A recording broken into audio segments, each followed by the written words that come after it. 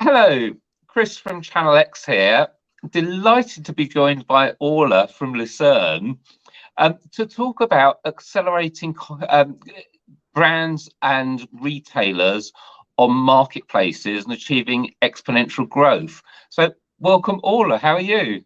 I'm good, Chris, and thank you. Delighted to be here today.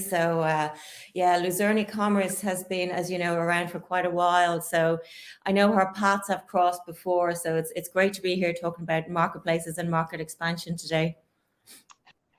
Fantastic. So, first of all, we've been through a bit of a tumultuous few years with pandemic, a war in Eastern Europe, a cost of living crisis, an economy, which the Chancellor has just said on the recent budget this week that we're not going to go into a recession this year, not going into a technical recession. Yes, yes. But this has led to consumers changing their behaviours. And I mean, I know myself, when the pandemic started, the first thing I did was get my mum a milkman, and then I thought I might as well have one myself. And then I had to order a Yeah. groceries, so I opened up a supermarket delivery account and thought, well, I might as well use it myself as well. So I know my behaviour's changed. Yeah. But what have you seen from the wider perspective of consumers across the board? And how have brands and retailers been adapting to consumers' different and, in many cases, new types of demands? Yeah, there's been so many changes. Like you said, human behavior, consumer behavior has changed so much. I mean, pandemic saw us all locked down, not being able to get out and about, bricks and mortars dying a death, unfortunately. And then the online boom started. And depending what brands, what category they're in, it could have gone either way. You know, we work with several different categories. We work with a coffee brand. So lucky, everybody was at home drinking coffee, you know.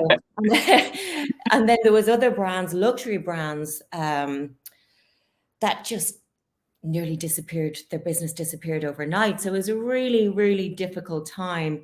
And if you look at the stats of consumer spending, particularly across Europe, between now and 2026, it's something like 2/3 of all consumers will buy on marketplaces. And of all e-commerce spend will be on marketplaces. And I think the number is something around, for all e-commerce spend, is like 6 trillion. So if you do the math, you can see just how much opportunity is there. But I mean, the brands that we work with, we work, business to consumer. So I would be very close to consumer behavior. And I think it's safe to say that consumers are mercurial. If they don't get what they want, they're going to move elsewhere, and that's what brands need to avoid. It's if you can't fulfill their requirements quickly and easily, they're gone.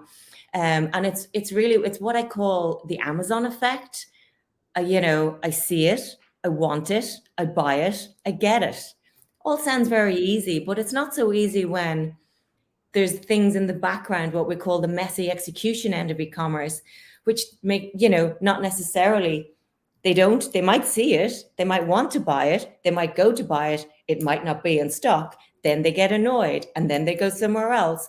So we see a lot of that consumer behavior happening, and it was really heightened in the pandemic. Patience is low. People want that Amazon effect. They want to be able to buy things and get it tomorrow, or get it today, even better. And if they don't have that smooth customer experience, there's a real chance of churn. And that's what we see a lot of today with the analytics that we look at on consumer behavior. So this is really difficult for businesses then, because obviously in the pandemic, those that were reliant on the high street instantly lost their footprint. But equally, once the sort of lockdown started, there was a rush back to the high street. And I know it caught a ton of large e-commerce businesses kind of on the hop, that they'd seen this massive boost in e-commerce during the pandemic and thought it was here forever. And then it kind of tailed off a little bit as people started going to physical retail again. Yeah, and it seems to have plateaued. It's leveled out. I mean, there is always going to be a certain amount of consumers who will go back to bricks and mortar. That's fair enough to say, but there's also a big enough cohort that have stayed with the online purchasing and even gone subscription based. And there's certain categories where we see that around and across, right from the US and all across the UK and Europe. Things like pet brands has shot up and is continuing to grow. Consumer, and one thing, and I know this myself, when there is a almost recession or a recession, there's certain things that are always going to be still bought, and cosmetics is one of those things. So if you can't go and buy a big luxury consumer electronic item like a new TV, you go and buy yourself some new lipsticks and some new creams for your face.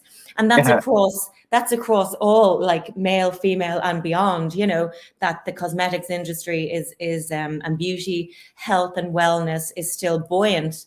And there's other ones as well that will see a dip. The likes of consumer electronics, and seasonality as well comes into play. Those brands that are seasonal, you know, there's going to be fluctuations, and they are even more pronounced now since lockdowns.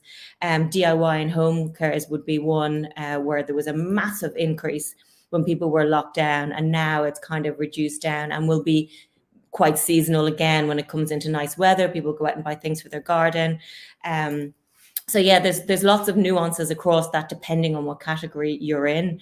I think it's interesting though that the dip we saw, there was a big dip in 2022, but the projections all say that between 2023 now and 2026 that trajectory of growth will increase. And particularly, luckily, across the UK and Europe, where it's really strong.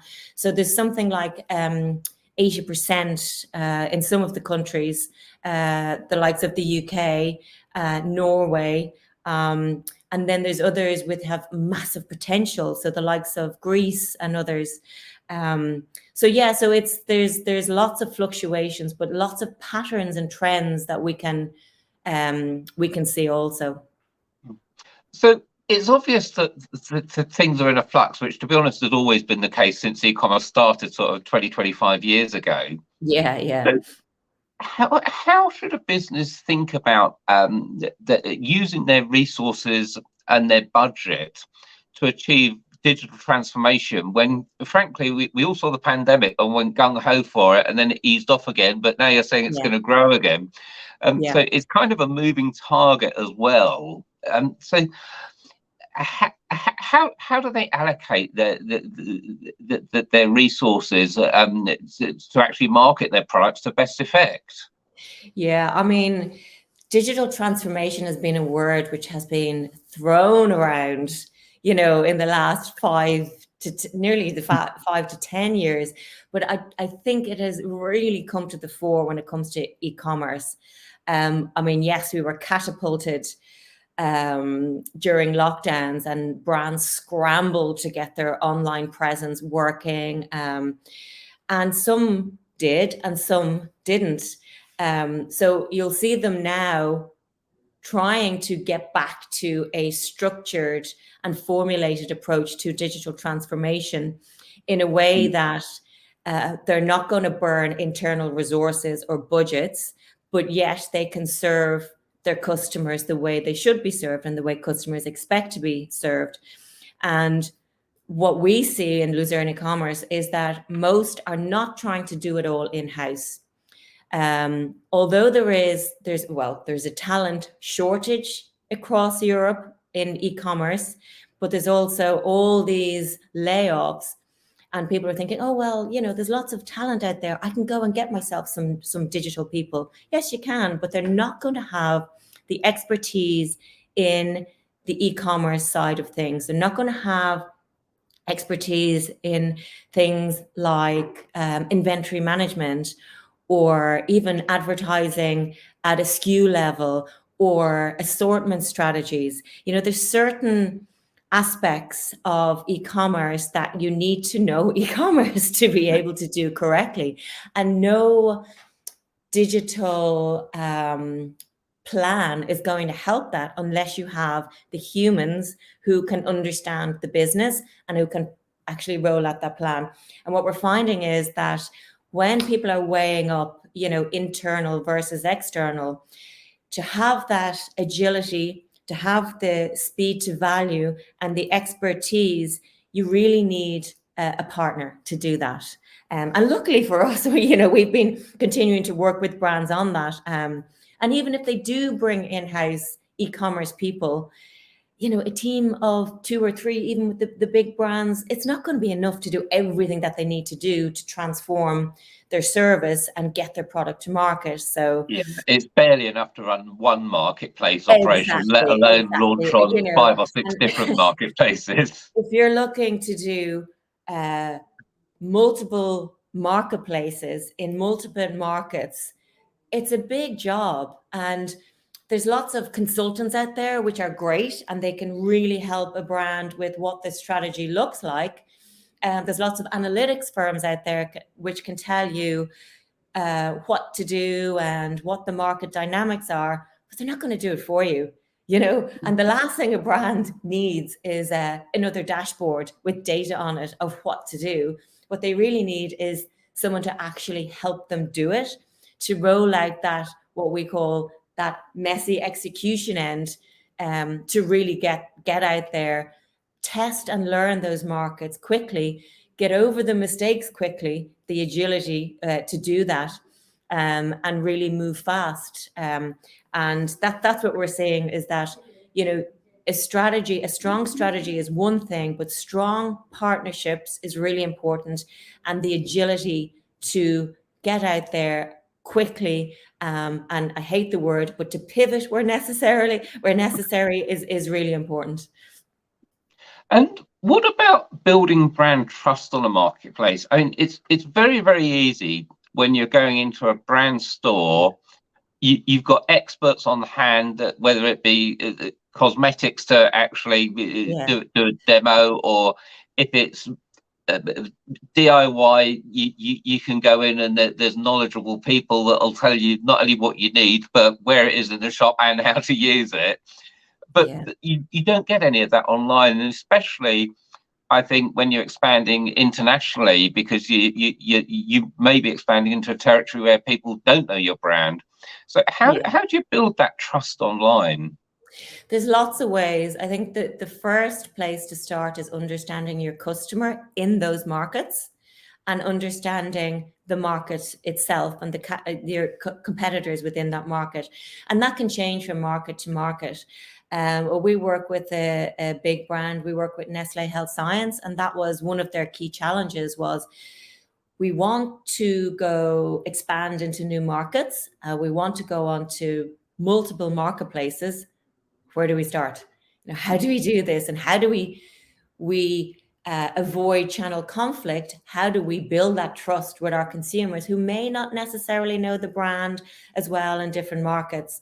And we took a test and learn approach. So to do a pilot, which is important, to test your market, understand what are the buyer behaviors, where do they go, what are they buying already, what competitors are they buying, what price point is acceptable in that marketplace, and who's selling at that price point. So there's not a lot of analytics done up front about the market, and we did that in 2 test markets. We did in Germany and France, 2 completely different markets, by the way, 2 completely different buyers, and lots of different routes to market as well. So it's quite a lot of work up front is done to do that.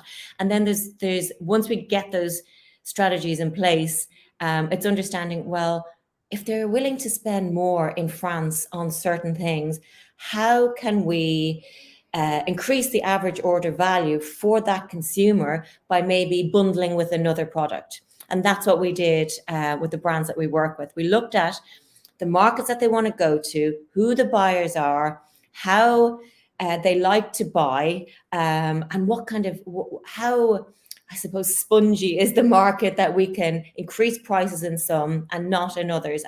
And that's how we did it. And then there's impartial reviews is always going to be helpful. If you can get reviews on your products, it's invaluable, to build that trust and loyalty.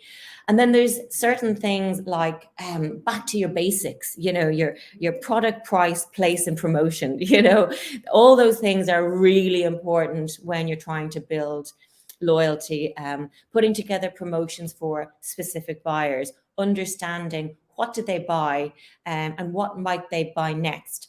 So, for example, we work with a massive lighting brand, and we understand that from the analytics that we have and from the data, we can see that when X amount of buyers bought this sound bar, then they would also buy this piece of lighting, or they would also buy this.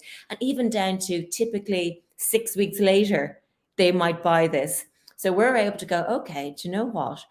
Instead of your consumer having to Google or go to Amazon or go to whatever marketplace they go to, Mano being a good one for DIY and lighting, buying that and then having to go and do another purchase maybe a couple of weeks later, why don't you give them an offering where those two products are bundled together? It means it's one purchase, a higher AOV for the brand, and less hassle for the consumer. And those things really help build trust and loyalty with consumers, because these guys know me, they know what I want, they know where I shop, they know how I shop, and they're giving me what I want at the right price. And that must vary for different international markets. And you've just mentioned, I think it was Nestle in France and Germany, but you also mentioned obviously the big marketplaces, the US, the UK. But interestingly, you mentioned Greece as well. Yes. So what are the up and coming territories, and where are the international markets that maybe I've not considered because they're not one of the sort of big 4 or 5, but that are interesting enough that I should be at least monitoring them and considering launching in those territories? Yeah, in Europe in particular, which is we're HQ'd in Dublin, so we are proud Irish heritage coming up to St. Patrick's Day, but also a gateway to the US as well, to our American cousins. So we can understand what Americans want when they come to Europe and vice versa. And it's always interesting to see the shifts in e-commerce across Europe and to be able to relay that information back to the States. And help them when they want to come here and sell into the UK and into Europe. But the ones currently would be Northern Europe. They are very digitally savvy. In Scandinavia, for example, Denmark in particular is very savvy when it comes to e-commerce, and they have a lot of money. There's a lot of buyers there with a lot of disposable income. They weren't impacted quite as much from lockdowns, so they don't see the dips and the spikes as much as maybe the rest of the world, because they had a different approach. So Scandinavia is definitely one to look at. And then as we go kind of west, Poland is another one, massive market. Again, very interestingly, they are, I suppose, newer when it comes to e-commerce. So, but quite a large population and quite new when it comes to adopting e-commerce and buying on certain marketplaces. So that's definitely a one to watch. And then Greece, Greece is growing, and Turkey is growing. And then you've got your traditional big ones. The Germany, UK, France, Spain a little less. And then others that are growing, South America. South America is a huge market and is growing exponentially at the moment. So they would be the ones to watch. We as a company don't look at Asia. So I don't have the stats on Asia, but everyone knows that they're kind of way ahead of us when it comes to that. But Europe, if Europe was a country, we are third largest in buying power and in commerce. So that's an interesting one. Only beyond China and the US. So lots happening across UK and Europe. Massive opportunities. I'm just Massive thinking in my head, opportunities. you talk of Scandinavia to Poland to Greece to South America. There's an awful lot to take in there. So how do you actually manage this? How do you get the right people and partnerships in place? What do you need and where do you start? You already mentioned that it's not something most businesses can do in-house. Yeah. So how do you go about choosing a partner that can help you?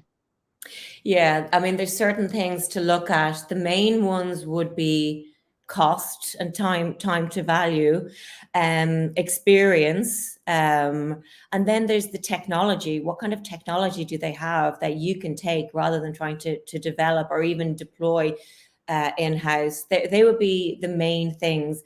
Do they have that agility that I mentioned and the technology to help you understand your market and to prioritize which market you go to and which marketplace you sell on? I'll give you an example. We work with a very large toy company of interlocking bricks that wanted to go be everywhere.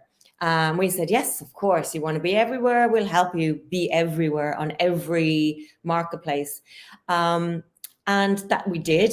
So one of the things that we learned and they learned is that there's a big difference in wanting to sell everywhere and be available everywhere and then being able to manage that. So you really need to think about which marketplaces are good for my brand and my products. So obvious ones would be Amazon for toys. Obvious ones would be, Mano for shovels and DIY. But then there's other ones that you may not necessarily want to go on. So would you really go on Zalando to buy toys, or would you go on Zalando to buy fashion and accessories? And the effort that it takes to manage all those marketplaces, is that really worth it? So my advice would be, if you want to be on all marketplaces, and it's for branding purposes, get money from your marketing department. The e-commerce department may not necessarily be able to fund all the multi-marketplace approach. And if it's for branding, get your brand managers to bump up cash to help you with that. If it's for profitability and driving growth, then be very choosy about which marketplaces you want to go on. And my advice would be, do Amazon first and do it right. And if you have that as right as you can get Amazon strategy, then look at the other marketplaces and markets of where you want to go.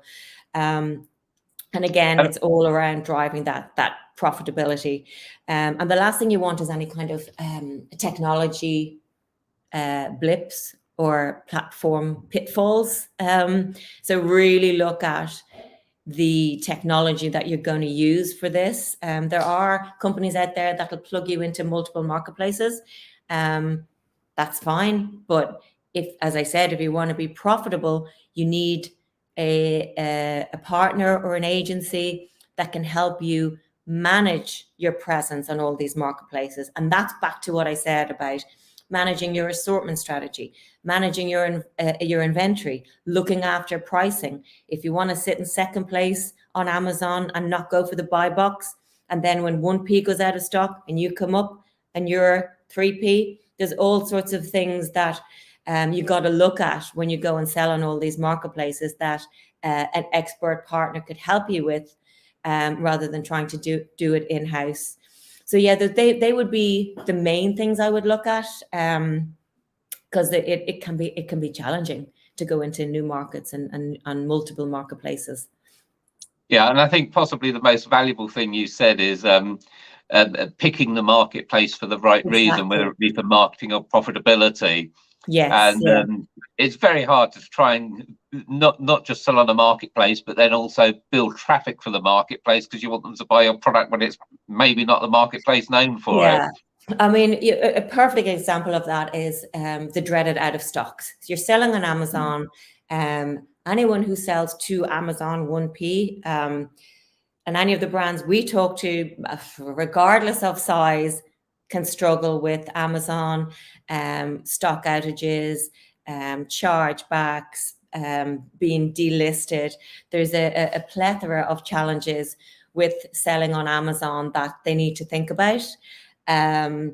So when we talk to the brands, we're always like reticent of, if you're going to go and sell on Amazon, think about how a partner can help support you with that, so that if you go out of stock, you had the buy box, you go out of stock, there's somebody there in second place to take that second place on Amazon. And we see it all the time. We see it all the time when products get that dreaded out of stock. No product means no sales for the brand. Whereas if you have strategies in place where you understand that and you have a plan B, as we call it, with a 3P partner, then you can prevent that stock outage, and you can sit there and you can take over, and it complements your 1P strategy if you have a 3P strategy. So, I mean, we would never say, oh, you can't have a 3P partner if you're selling 1P to Amazon. Of course you can. It complements it. And if anything, as the 3P algorithm picks up and the Amazon comes in and sees that it's going up again, they're going to buy 1P off you anyway. So it's a halo effect. So there's lots of things to think about with that, and why you would look to an expert partner to help you with particularly Amazon. And finally, talking of Amazon, in lockdowns, we saw an awful lot of businesses go to any agency under the sun and just say, get me on Amazon, because the shops were shut. They'd got no income. They were desperate. Yeah. But I still see quite a few businesses that kind of, once the shops opened, they never really progressed beyond that. They may still be selling on Amazon, but they're back in their shops and traditional high street retail. Yeah. What would your advice be for those brands and retailers? I think, Chris, you're dead right. Anybody can sell on Amazon. Anybody can sell online. That's fine. But to be profitable and to sell with a margin without being squeezed by Amazon is a whole other story, and my advice is, you have to have the ambition. If you don't have the ambition to sell online and grasp the opportunity, it's never going to happen. It's not just going to happen by listing. Anyone can list on Amazon. It's not going to happen unless you, as I mentioned before, you understand the competitive landscape. You understand the sector and the category that you're selling in. You understand who else is in your category. You understand the potential in your customer base and what they want. So I'd say really look at all those things. And if you don't have that ambition, don't do it, because there's nothing worse than your brand being diluted online with a bad experience, be that on Amazon or anywhere online. But the other thing is, if you don't do it properly, and you are a brand that sells online, somebody else is going to do it for you. You can be sure somebody else out there is selling it for you. So if you don't have control over how they're doing it, you have no control over the customer experience of how they're buying it. So my advice would be, if you're serious about growing sales online, do it properly. Go talk to the experts. Have a strategy, roll out that strategy, continuously test that strategy, and you will be fruitful if it's done right. But yeah, don't do it just for the sake of having it up there. Orla, I want to thank you so much, and I know if people want to get in touch with you, that you'll be at Channel X World again in October this year. But for those that want to get in touch a bit sooner, how can they get hold of you for some more advice? Yeah, if they want to email me directly, it's orla.power@luzern.co. That's .co, or hello@luzern.co, or they can go online at luzern.co. Oh, and I guess they'll find you on LinkedIn as well. Oh, they'll find me on LinkedIn as well. Yes, of course. Yeah. Orla, I want to thank you so much for your time today. Thanks, Chris. Take care. Bye.